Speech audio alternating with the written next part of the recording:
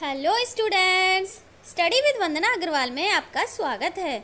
आज हम लेकर आए हैं कक्षा 7 के लिए भूगोल विषय का चैप्टर वायुमंडल। उसके अंतर्गत आज हम देखेंगे वर्षा के प्रकार।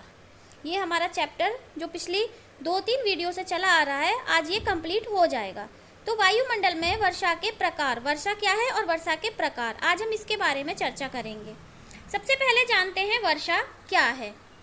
तो बादलों के अंदर मौजूद पानी या हिम के कण जब पृथ्वी पर गिरने लगते हैं तो उसे वर्षा कहते हैं। जो वर्षा है वो एक तरह का संघनन है, यानी कि जब बादलों के अंदर पानी की बूंदें इकट्ठी हो जाती हैं और बादल उसका भार नहीं संभाल पाते तो वो उसे छोटी छोटी बूंदों के रूप में पृथ्वी पर गिरा देते हैं, जिसे हम वर्षा कहते हैं। अब जहाँ तक वर्षा के प्रकार की बात है तो वर्षा 3 प्रकार की होती है। पहला प्रकार है इसका संवहनीय वर्षा, या जिसे हम कहते हैं कन्वेक्शनल रेन। ये क्या है? धरातल के निचले स्तर पर उपस्थित नम हवा गर्म होने पर ऊपर फैलती है। जैसा कि आप जानते हो, जो गर्म हवा होती है वो हल्की होती है और ऊपर की तरफ जाती है, जबकि जो ठंडी हवा है वो भारी होती है और वो नीचे की तरफ आती है। तो ऊपर जाने पर यह ठंडी हो जाती है, ऊपर की ठंडी हवा के साथ मिलकर यह ठंडी हो जाती है, जिसके कारण यह कुछ आर्द्रता नीचे गिरा देती है, जिसे हम संवहनीय वर्षा कहते हैं। इस डायग्राम के थ्रू आप समझ सकते हो। जैसे कि समझो यहाँ पर ये कोई जल का स्थान है, मतलब जहाँ पर जल भरा हुआ है, और ये यहाँ पर सूर्य है। धूप के प्रभाव से जो ये आर्द्रता है, नमी है, ये ऊपर जाती है और बादल के रूप में बन जाती है। फिर ये बादल जब स्थल की तरफ आते हैं, यानी किसी ऐसी जगह पर जहाँ नीचे पानी नहीं है बल्कि जहाँ स्थल है, तो फिर ये यहाँ की हवा के प्रभाव से नीचे बरस जाते हैं, और इसी को हम कहते हैं संवहनीय या कन्वेक्शनल रेन। और ये अक्सर दोपहर के बाद होती है। भूमध्य सागरीय क्षेत्रों में भूमध्य रेखा पर प्रतिदिन दोपहर के बाद होने वाली वर्षा संवहनीय वर्षा ही होती है, क्योंकि ये बहुत ज़्यादा धूप के बाद होती है नमी के कारण।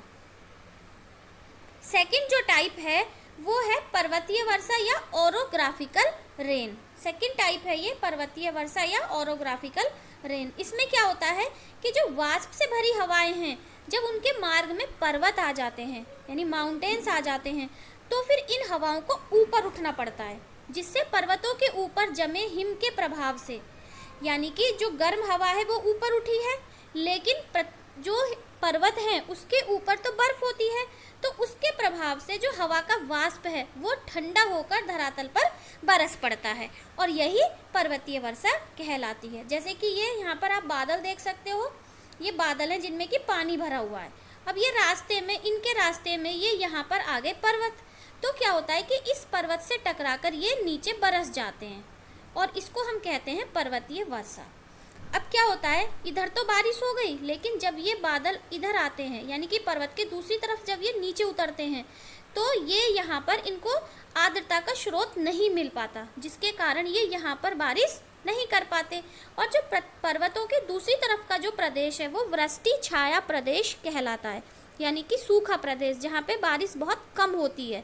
और भारत नहीं, विश्व के अधिकांश मरुस्थल इसी क्षेत्र में बने होते हैं, यानी कि पर्वतों के पीछे का जो वृष्टि छाया प्रदेश है वहाँ पर अधिकतर मरुस्थल होते हैं, और उसका कारण भी यही है कि वहाँ तक बारिश नहीं हो पाती। अब जो हमारी तीसरे प्रकार की बारिश है वो है चक्रवातीय वर्षा, या जिसे हम जानते हैं साइक्लोनिक रेन के नाम से।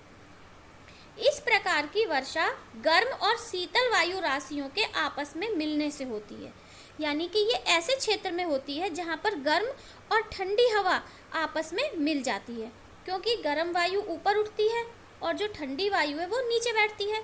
तो ऊपर उठने वाली वायु ठंडी होकर वर्षा करने लगती है, यानी कि यहाँ से जैसे कोई हमें ठंडी हवा मिली और इधर से गर्म हवा आई, और इन दोनों के मिलने से जो बारिश हुई वो क्या कहलाती है?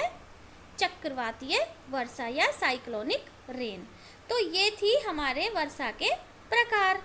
वर्षा मापने के लिए जो यंत्र प्रयोग होता है उसको कहा जाता है वर्षा मापी यंत्र, या उसको इंग्लिश में बोलते हैं रेन गेज। ठीक है, इतना आपको समझ में आया। अब जो हमारा नेक्स्ट टॉपिक है वो है चक्रवात। इसमें हम चक्रवात के बारे में और चर्चा करेंगे, चक्रवात या साइक्लोन। तो चक्रवात उन चक्करदार हवाओं को कहते हैं जिनके मध्य में निम्न और किनारे की ओर उच्च दाब होता है। वायुमंडल में स्थानीय दशाओं के कारण भंवर उत्पन्न हो जाते हैं जो भयंकर झंझावातों का रूप धारण कर लेते हैं, जिन्हें चक्रवात कहा जाता है। यानी कि चारों तरफ घूमने वाली ऐसी चक्करदार हवाएं जिनके मध्य में तो निम्न लेकिन किनारे की तरफ हाई प्रेशर होता है, उन्हें हम चक्रवात कहते हैं।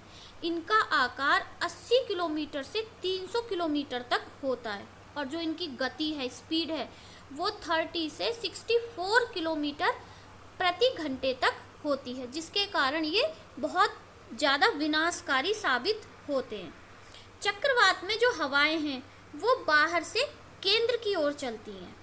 इसमें हवाओं की गति उत्तरी गोलार्ध में घड़ी की सुइयों के विपरीत और दक्षिणी गोलार्ध में घड़ी की सुई के अनुकूल होती है। जैसे कि यहाँ पर आप देखिए, ये है उत्तरी गोलार्ध। उत्तरी गोलार्ध में जो साइक्लोन है तो ये घड़ी की सुई के विपरीत दिशा में ऐसे चलता है, इस तरीके से, जबकि दक्षिणी गोलार्ध में ये घड़ी के सुई के अनुकूल दशा में चलते हैं, इस तरीके से। ठीक है, और यहाँ पे जो हवाएं हैं वो बाहर से केंद्र की तरफ चलती हैं। साइक्लोन में हवाएं बाहर से और केंद्र की तरफ चलती हैं। ये बहुत ही ज़्यादा विनाशकारी होते हैं। चीन सागर में इनको टाइफून के नाम से जाना जाता है। चीन सागर में, मैक्सिको की खाड़ी में इन्हें टॉर्नेडो के नाम से, पश्चिमी द्वीप में हरिकेन, तो बंगाल की खाड़ी में चक्रवात के नाम से जाना जाता है। इनका बिल्कुल जस्ट उल्टा होता है प्रति चक्रवात, यानी कि एंटी साइक्लोन। इसमें वायु की दिशा चक्रवात के विपरीत होती है, यानी कि उसमें बाहर से केंद्र की तरफ है, इसमें केंद्र से बाहर की तरफ। यहाँ पर केंद्र में उच्च वायु दाब रहता है और बाहर की ओर कम होता चला जाता है, और जो हवा की गति है वो भी धीमी पड़ जाती है और मौसम सामान्य हो जाता है। यानी कि अगर प्रति चक्रवात की उपस्थिति है तो इसका मतलब है कि चक्रवात की समाप्ति हो गई है। प्रति चक्रवात या एंटी साइक्लोन बिल्कुल चक्रवात का विपरीत होता है। ठीक है, तो मैं समझती हूँ कि आपको ये दोनों चीज़ें, वर्षा के प्रकार और चक्रवात और प्रति चक्रवात, अच्छे से समझ में आ गए होंगे। और इसी के साथ आज हमारा ये चैप्टर कंप्लीट होता है। फिर नेक्स्ट चैप्टर के साथ मिलते हैं नेक्स्ट वीडियो में। अगर वीडियो पसंद आया तो इसे लाइक करें, चैनल को सब्सक्राइब करें।